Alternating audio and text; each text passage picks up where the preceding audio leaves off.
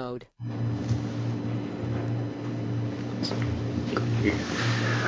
Well, welcome everyone. This is a webinar on managing office space. I'm glad to have you with us this morning, and if you could just let me know whether or not you can hear my voice and see the screen, that would be great. Just by putting a note in the chat box. So we're good. All right, we're going to talk this morning about office space. So I just wanted to I'll give you a quick overview of just how this webinar is going to proceed. We're going to start with talking about, why space considerations are important. Talk a little bit about trends in design use and space use, what we're seeing from visiting offices in Western Canada, and some of the information that you can find if you go to REMAX University. There's a number of videos on use of office space that you can take a look at, what some of the brokers in the States are doing and that kind of thing. We're going to also be talking about benchmark metrics. We are just finalized the benchmark report that was done by broker owners in Western Canada. That is now gone to the printers, and we expect to have that out relatively shortly. So we're going to talk a little bit about what we discovered from looking at benchmarks when it comes to office space. Look at what good occupancy expense numbers look like. Give you a brief formula on capacity, and then talk a little bit about agent space revenue. And then finally, at the end of the webinar, just going to give you some information on, if you were looking at space, buying space or leasing space, some of the things to consider, retail versus office, industrial, some of the advantages and disadvantages, tenant improvements, some thoughts on that, and then if we do have some time, just briefly on negotiating leases and give you some things to think about as far as planning when it comes to location, exterior, and interior. So happy to have you with us. Office space is one of the key competitive advantages that broker owners look for. Your location is a major competitive advantage. I mean, that's what you're trying to attract agents that are in your local marketplace, and the effective use and selection is critical when it comes to profitability and productivity within your office. Occupancy is the second largest expense item for most brokerages. Only personnel costs are higher, and brokers find themselves in a quandary. I mean, they need to provide better office space than their competition, better amenities and whatnot, and yet you're still, as a broker owner, competing on price. Agents want to work in an office that they're proud of and that has a terrific environment, and they want to be able to bring their clients to the office and that kind of thing.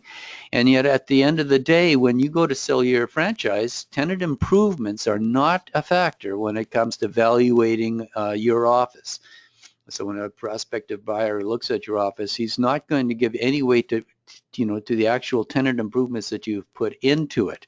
They're going to be looking at the numbers: how many agents, what's the revenue, what are the expenses, and what's my net.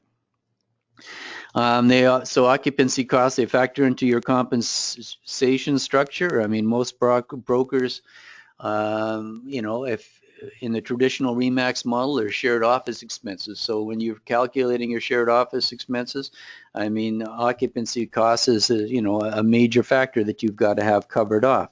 And also, many of the brokers in the system are charging agents for their office space. There is a cost, and they're upcharging, upcharging their agents. And we're going to talk a little bit about what you should be thinking about as far as opportunity costs and whatnot when you start charging agents for office space within your office.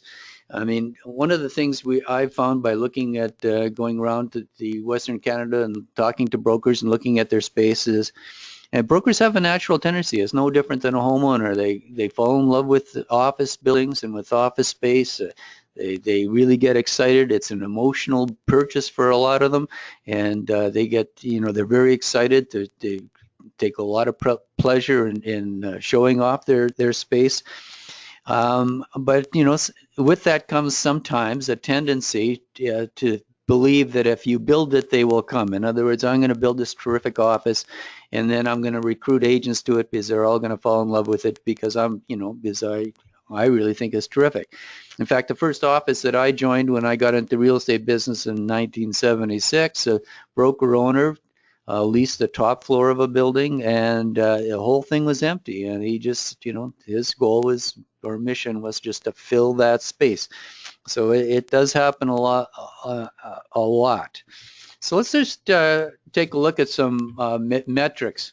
This is from the 2014 financial benchmark study, and look at all the offices. And these were the 76 offices that reported in Western Canada. I think maybe, but by the end of the day, we were down to about 74. We took out a couple of outliers, but of all the offices, 22.5% of their revenue was spent on office space. So that when I'm talking about their revenue, I'm talking how much money was coming into the brokerage, and 22.5% of that was spent on occupancy, whereas the top 25% of offices only spent 16.8% of their money on occupancy.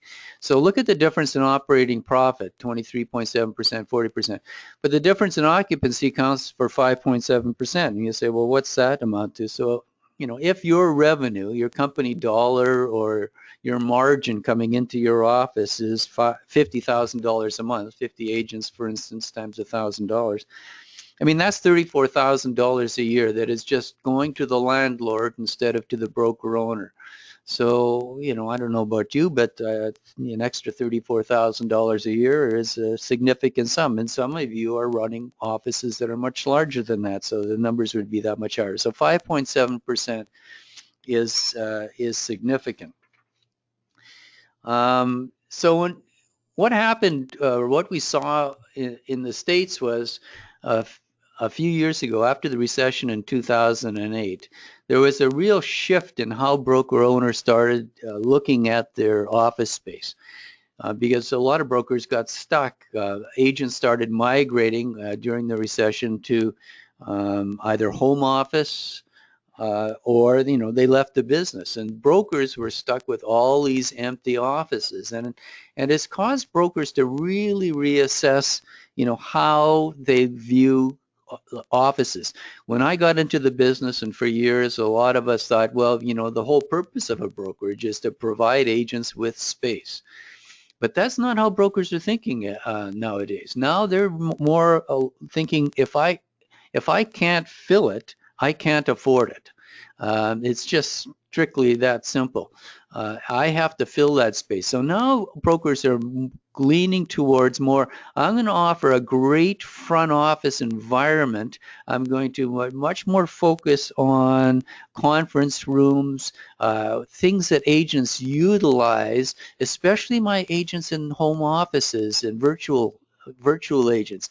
I want a place where they can feel really good coming to and utilize that front office space. I mean, you have to provide space for staff and what have you, but I'm not going to be focused so much on providing space to agents because I can't afford to be caught with empty offices.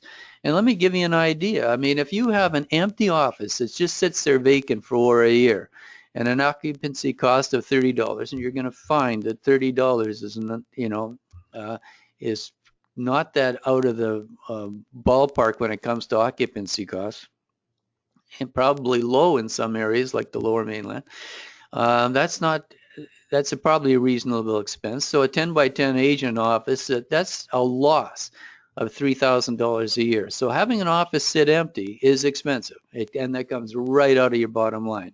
And this applies to any space that you're not utilizing in your office. Unused office space is just prohibitively expensive for a brokerage. So that's something to keep in mind.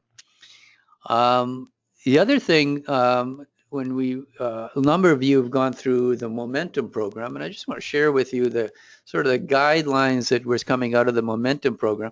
I talked, in that last example at $30 a square foot. Well, in the Momentum program, they're talking about $18 a square foot as to what an office should reasonably be priced at to maximize profits. So you see here at 25 agents, at 100 square feet per agent, that's the kind of numbers you're looking at.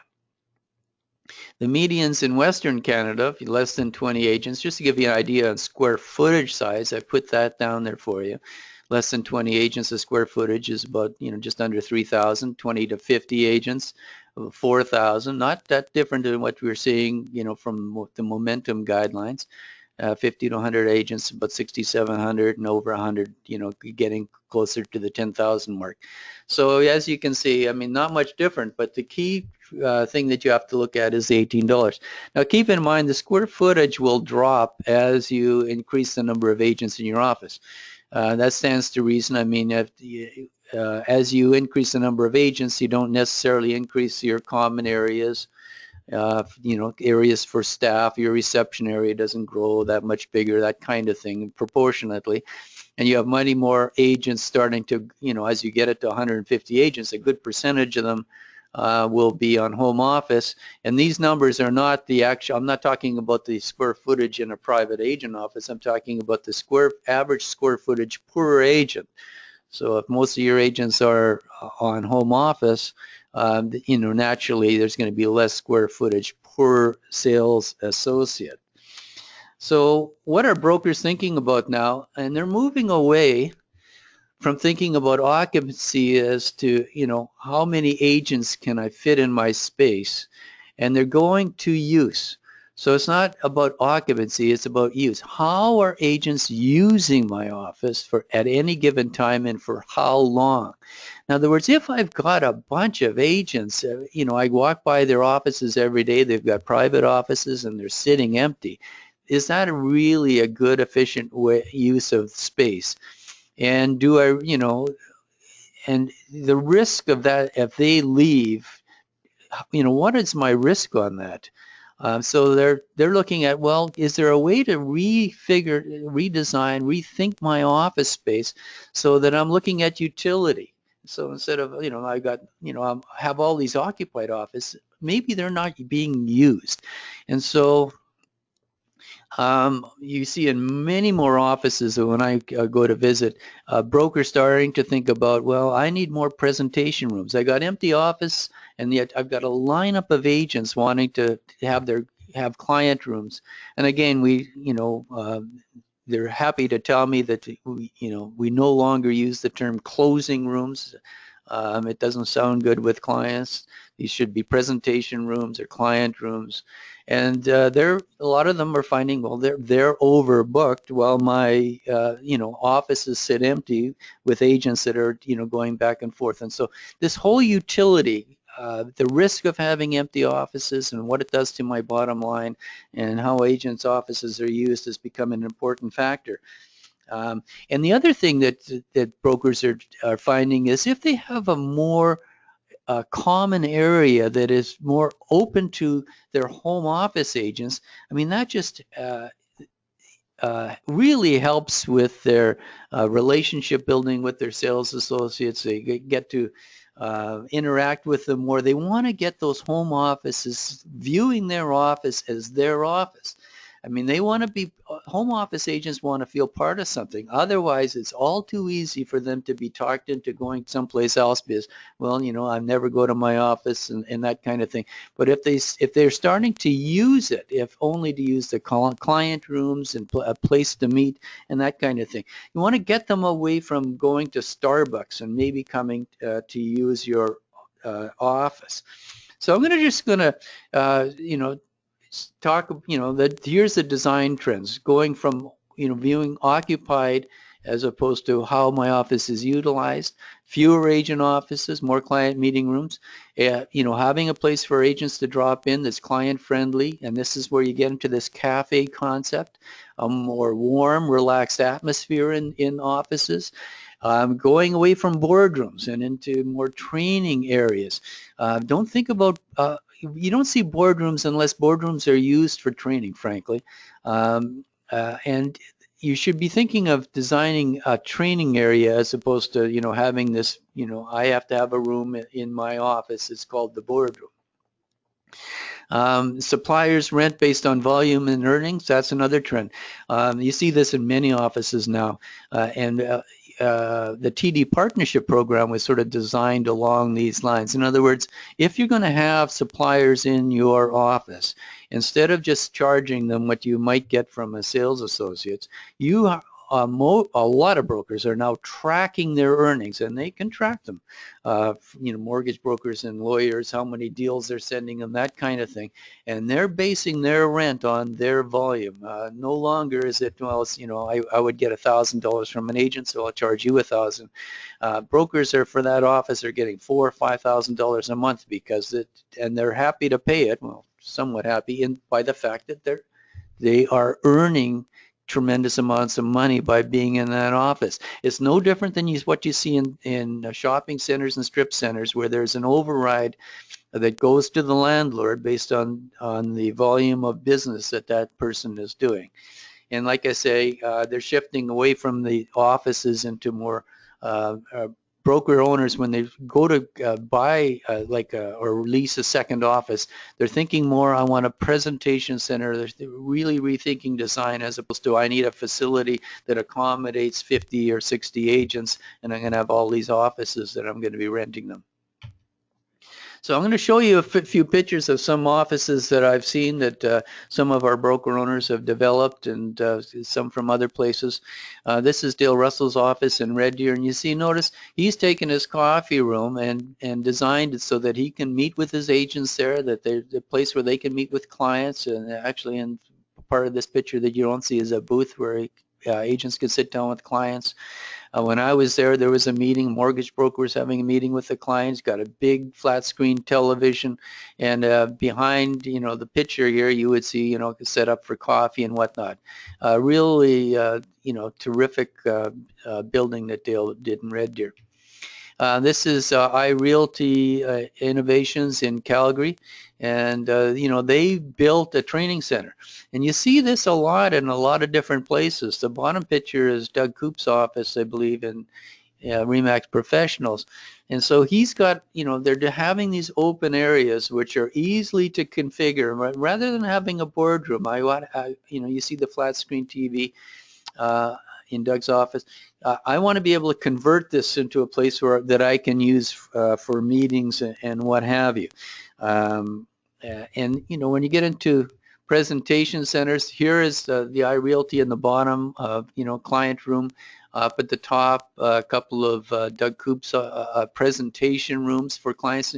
You notice, how they're inviting, they're warm. I mean, Doug's wallpapered his walls. He's changed the lighting. It's it's very inviting to a client. It's warm, friendly, and I know that those things are booked all the time. So this is going away from boardrooms into more client rooms and that kind of thing, and having more than one or two. I mean, some offices 3, 4, 5 client meeting rooms. So here again, Pat Hare's office in Calgary. It's a little blurry, but on the left-hand side, you see the booth set up. This is his, entrance into his office, where clients and agents can come together, sit around the table, talk. There's flat screen TVs and what have you. And the top right, again, that's when you come into Doug Coop's office in Calgary. Fireplace, very, couches, this is his foyer, so a lot of you I know would have this kind of setup. And then the bottom picture is Lowell Martin's office, and Lowell spoke to us about just by adding a few couches and carpets and whatnot, he found his home office agents started coming to the office. They started, developing better relationship, because a lot of your agents are vulnerable if they don't have a real close relationship, and you get into 100 agents, all that relationship is not necessarily just with the broker owner. They have relationships with other agents. They have relationships with your staff. So the more times you can get them meeting with other agents, meeting with your staff, using the office, and that simple configuration, Lowell, as said, has just made a big difference in the camaraderie in his office and the retention that's developed from it. Now, having said that, I'm going to show you a picture just to give you a contrast in style between these are offices that were developed with the cafe concept in mind. So Now that you can see, I mean, I'm going to kid you and say these offices were designed by women who have, and you see how the lighting is different. They're comfortable chairs. It makes you feel like you're at home and that kind of thing. So again, the idea here is to go away from having to meet your clients at Starbucks and having them come and meet at the office. And these brokers, they have the Keurig or the Nespresso machines, and they provide good, soft drinks and coffee and whatnot. And then they provide an atmosphere for agents to come that's very inviting for them to come and use their office space. So it's just something to keep in mind, this change in attitude. It's not all about just a series of agent offices and more into what can a lot of because more and more agents are at home office. Give them a reason to come use your space. And you're seeing this, I mean, Ray Unkenna's office in Surrey, I don't think he has any client agent offices in his office in Surrey. Rick Campos, I know in Calgary, when he had just moved into his space about 2 months ago, and he has a large area that's half of it sort of dedicated to coffee, where our agents get coffee, and the other half is into training centers. So he can expand and manipulate that and the focus here is on training, and many more brokers are doing that. I know the beach office in Vancouver, again, no agent offices, and there's but 40 agents that use that office space constantly. So that's the thought process here. Here again, another cafe sort of concept where you have booths where they're having an office meeting here, but those booths would also be used for agents, bringing their clients in and what have you.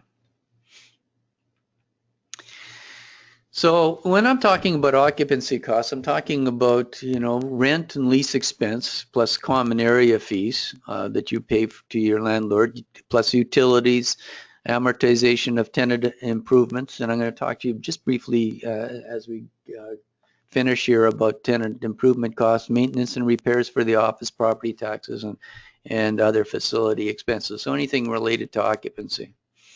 So we're going to talk a little bit about benchmark metrics, what you should be tracking in an office.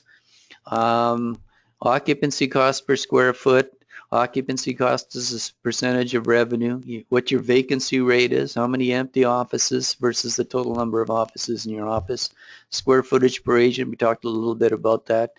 What's your common area versus your total area? And I think this dynamic is changing. Used to be 30% of your office, 33% of your office was common area. But like I say, from some of those pictures that we just looked at, some of that is the thinking is changing. Common areas now being incorporated with the training areas and what have you. So those percentages may change as their brokers get, offer less offices to their agents. And then revenue per square foot. So it's not all about just your cost. You may have a higher cost, but it may be your revenue per square foot justifies that higher cost. So here's some metrics that are coming from our benchmark study. And these are medians. So half these offices, if you look at all offices in this PowerPoint,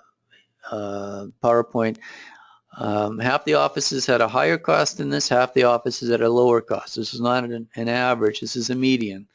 And so you look at the revenue per square foot, and this is, divided into all of our 74 offices, I think, in this study, then the top 25%.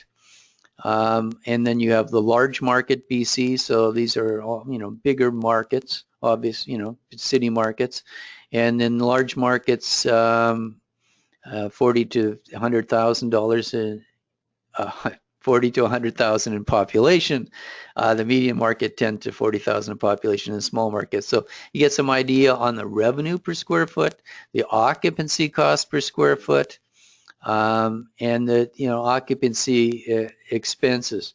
And actually that occupancy expense, the 16.5%, I think those numbers have been switched.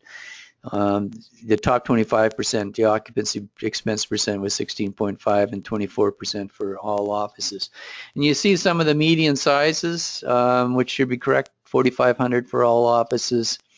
And, you know, you get an idea of just some of those median sizes. So some interesting numbers for you to take a look at.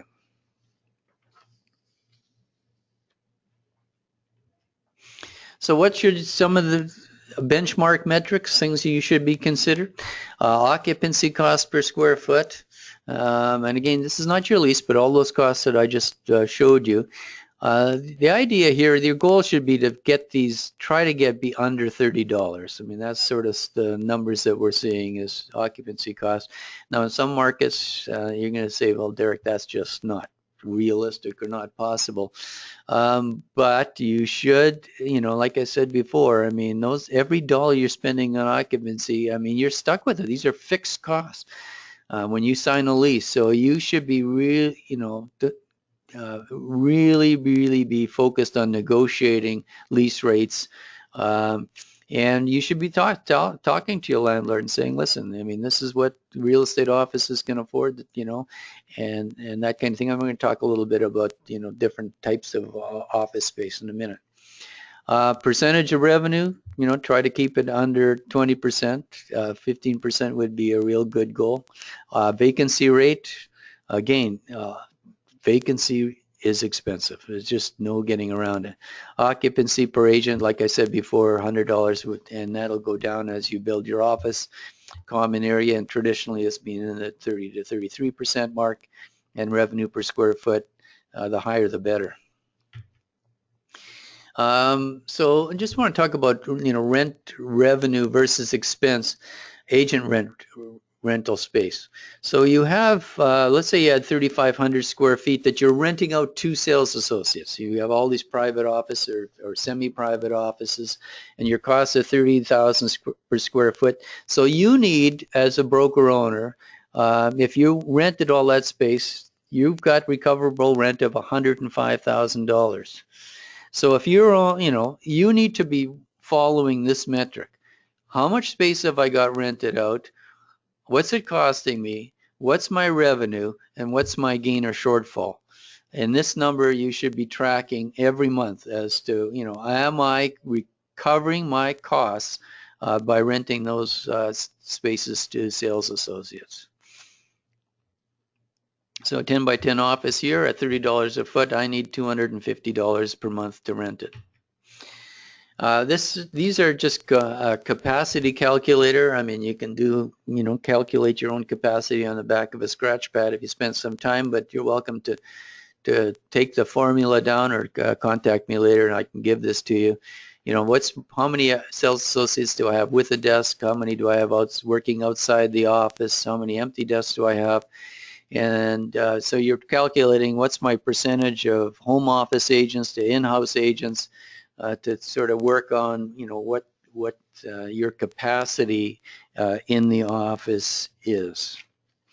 And also, I just want to make one point, and that is, be careful of terminology when it comes to talking about this stuff. When looking at occupancy numbers,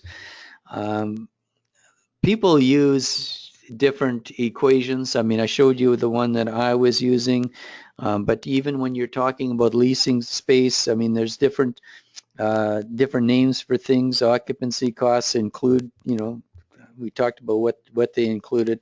But I know when you go to rent space that people talk about usable square foot versus rentable square foot and the differences. So terminology does become an important factor when you're talking about these things.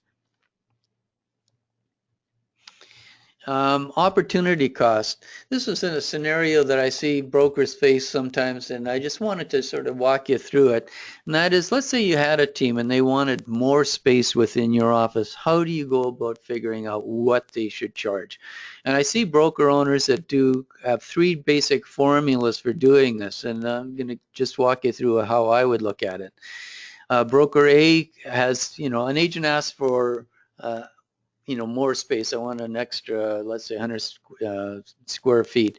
And so broker A charges additional rent for a double office. So he rents two desks for $200 more. So an agent says, oh, I want it, instead of this a single office, I want a double office. So he upcharges the agent $400 because that's what he's upcharging for those two offices, right? He's got a semi-private. If an agent was to occupy the semi-private, there'd be two agents at $200 each. So, one single agent comes in there and he says, okay, I'll just charge you 400. As broker B says, well, hold on just a second. I'm making revenue from having those agents in the office.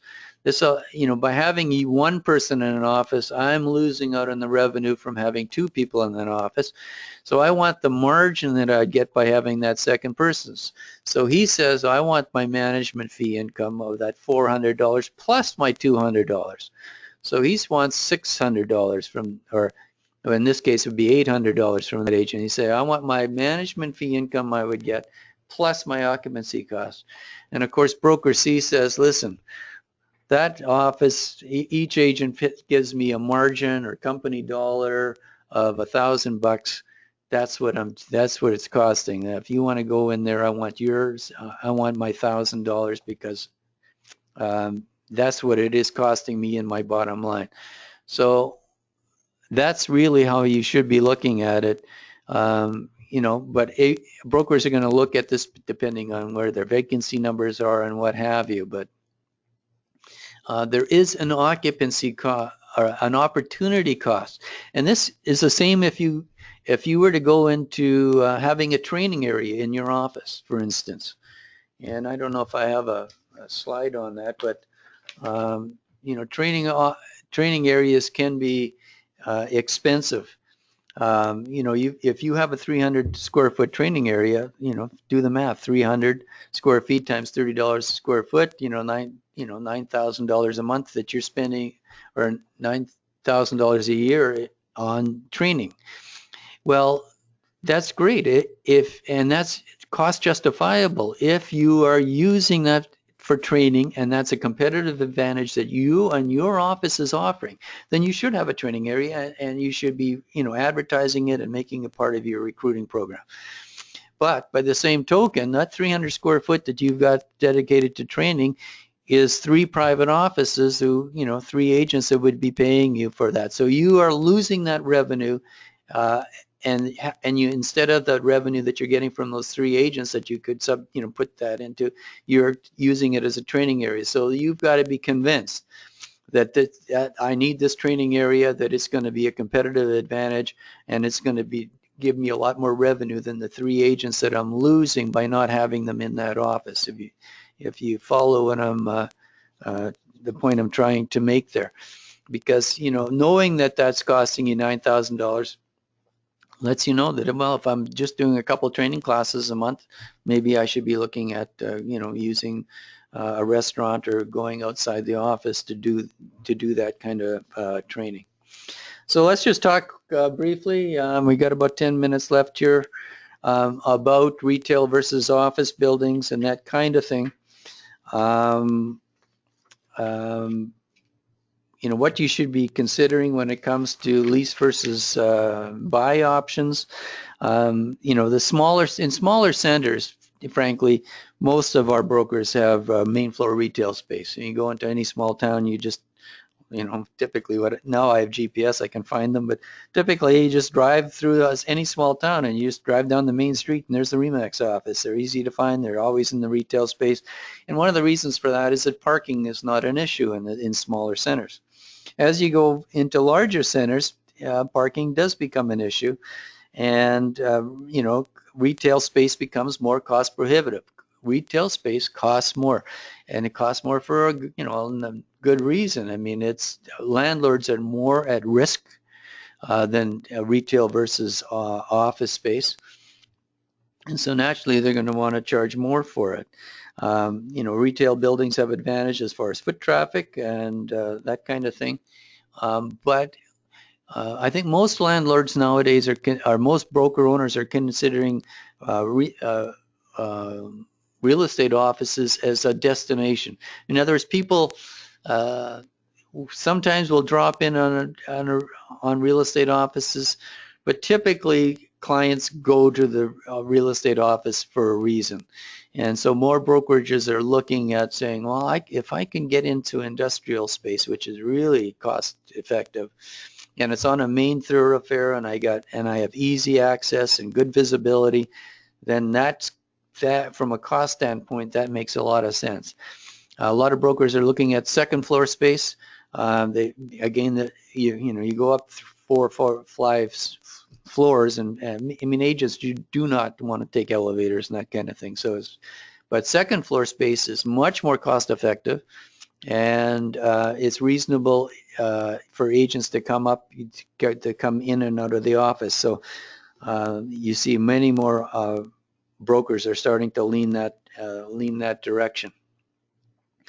Purchase or lease, brokers for sure.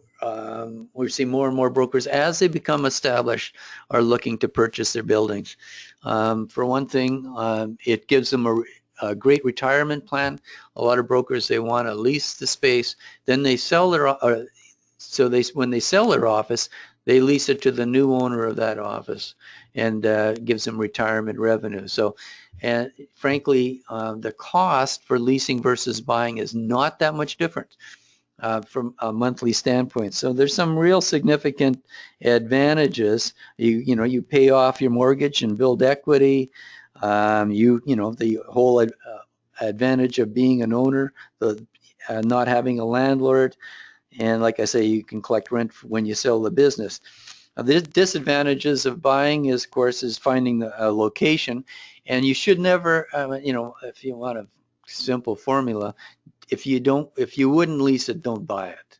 I mean, that's pretty much how you should look at it. Only buy offices that you would lease. So sometimes the disadvantage is, of course, not having the equity down payment. You're responsible for the upkeep, obviously, and sometimes the location can be better if you lease it. Types of commercial leases, if you're interested in that, by all means, get a hold of me. I mean, you have your gross lease, net leases, double net, triple net leases.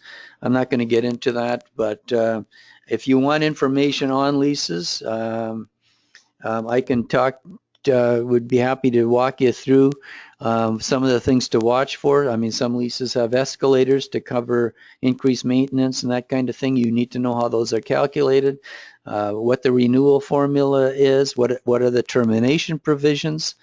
So I've got some location criteria, and I'll get into that, some of the things to think about when you're negotiating leases as well. But again, cost.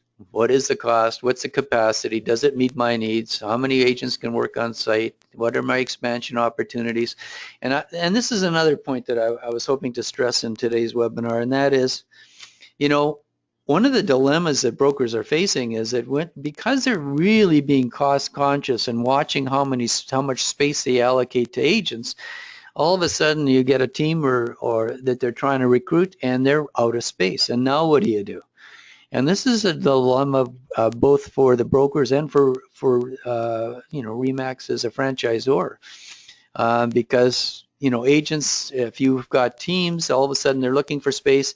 You can't accommodate them in your space. What do you do with them? They don't want to be working from home. They want to work from commercial space, which your franchise agreement does not allow for agents working out of commercial space.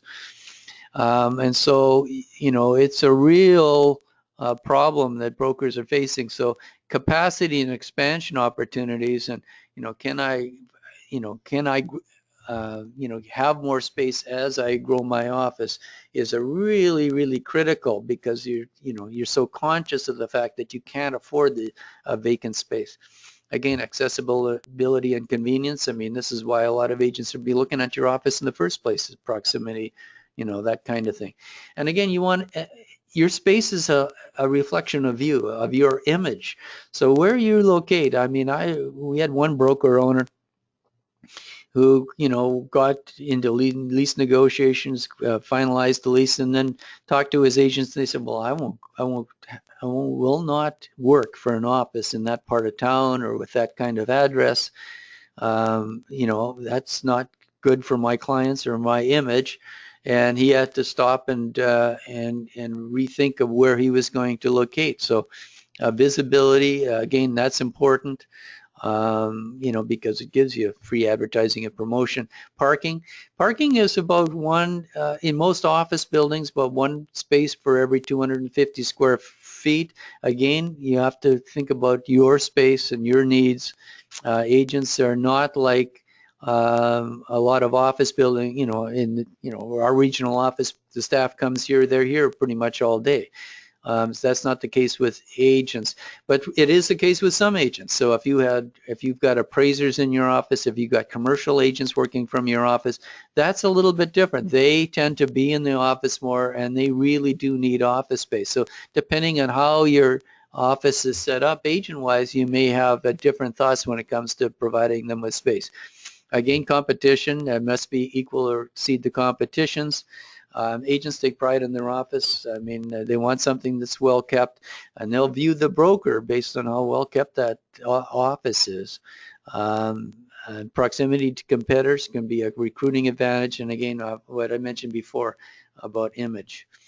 Negotiating leases, I mentioned just briefly this, how is the office being measured? What are the escalator clauses? What are the termination provisions? Renovation improvements? What's the signage? What happens in mediation, if depending if I want to reduce my floor plate and that kind of thing. And, if you were a broker owner out there and you were thinking about reducing your floor plate, taking less space, start those negotiations early. Recognize that the landlord has an interest in renting out the space. The sooner you do it, the better. You have to understand the landlord side. And you have to make him understand yours. That you want to be a good tenant, that you want to last, but you can't afford all this vacant space. So think about having a win-win situation and that kind of thing. Some of the planning factors when you go into looking at an office, and again, all these things need to be thought about. I'm not going to go into them in detail. Parking considerations. I mean, we've had offices that have moved strictly, they just had to have the parking. I mean, agents, they just, if they can't park their car or get their clients into they just find it unacceptable. Lighting considerations, I showed you some examples on that. Those kinds of things, and tenant improvements. And just briefly on tenant improvements, I mean, this can be expensive, and like I said before, it doesn't factor into when you sell the office, but they can add up. You're seeing costs anywhere from $60 to $100, and you go into a fancy lawyer's office, it can be $200 a square foot for tenant improvements, and those are amortized over the life of the lease or the life of the building if you own it. And if you think that you have a really good chance of renewing, I've forgotten some of my accounting background, but normally if you're pretty good, if you can make the case that you're going to renew your lease, you can extend it over the renewal, the amortization over the renewal period as well. But it is a factor, and it can be $5, for instance, a square foot. So if your lease is $25 and you have $5 in tenant improvements, that's a 30. Your occupancy cost is $30 before considering things like maintenance and what have you. So think about your tenant improvements. Again, location, exterior features, proximity to agents and customers, image considerations, what's the physical condition is, if you're going to be looking at a building, I mean, have it inspected like you would a house, termites, ventilation systems, the whole 9 yards. Parking, we talked about briefly, accessibility and visibility, and security.